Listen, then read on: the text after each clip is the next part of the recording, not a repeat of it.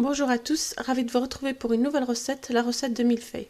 Pour cette recette-là, je vais avoir besoin d'1 kg de farine, une cuillère à café de sel, 20 g de beurre, l'eau tiède pour le mélange, ainsi que 250 g de beurre étalé que je vais mettre au milieu de la pâte. Je vais commencer la préparation. J'ai mis la farine dans une grande bassine, j'ai fait un petit puits au milieu. Je vais venir mettre le sel,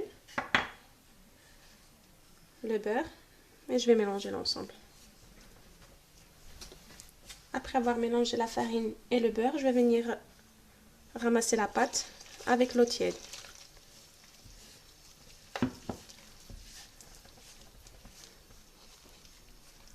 Après avoir ramassé la pâte avec l'eau, je l'ai travaillée pendant 5 bonnes minutes. Je l'ai laissé reposer une dizaine de minutes. Donc j'ai fariné le plan de travail. Je vais venir faire un petit plus sur la pâte.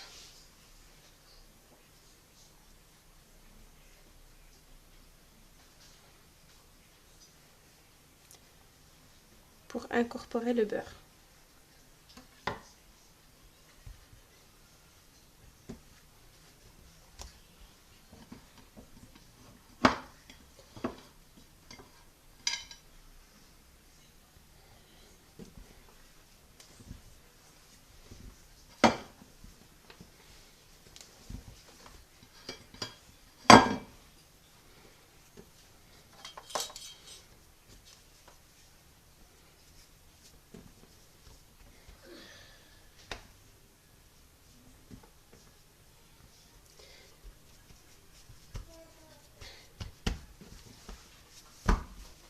Voilà, maintenant je vais étaler la pâte sur sa longueur.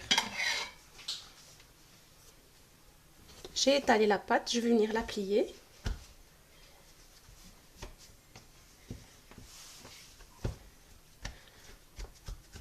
Maintenant j'ai fait un tour, je vais mettre un petit point avec mon doigt.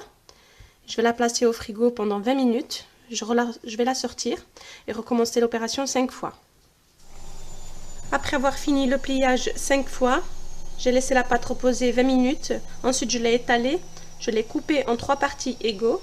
Je l'ai piquée avec une fourchette. Je vais l'enfourner thermostat 180 pendant 30 minutes. Après avoir cuit les 3 pâtes de millefeuille, je vais venir les garnir avec la crème pâtissière. Pour la recette de la crème pâtissière, je vous mettrai le lien de la vidéo juste en dessous.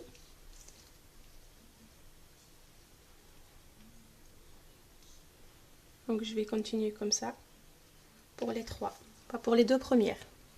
Après avoir mis la crème pâtissière, je vais placer le gâteau au frais en attendant de préparer le glaçage. Pour le glaçage, j'ai 150 g de sucre glace dans lequel je vais verser un tout petit peu d'eau et je vais mélanger jusqu'à avoir une préparation pas trop liquide.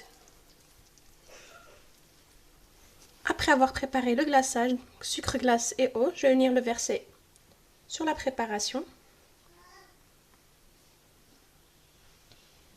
Je vais en mettre partout. Après avoir fini de déposer le glaçage, j'ai fait fondre du chocolat au lait au bain-marie. Ensuite, j'ai fait des petits traits, l'équivalent 1 cm à 1 cm et demi entre chaque trait.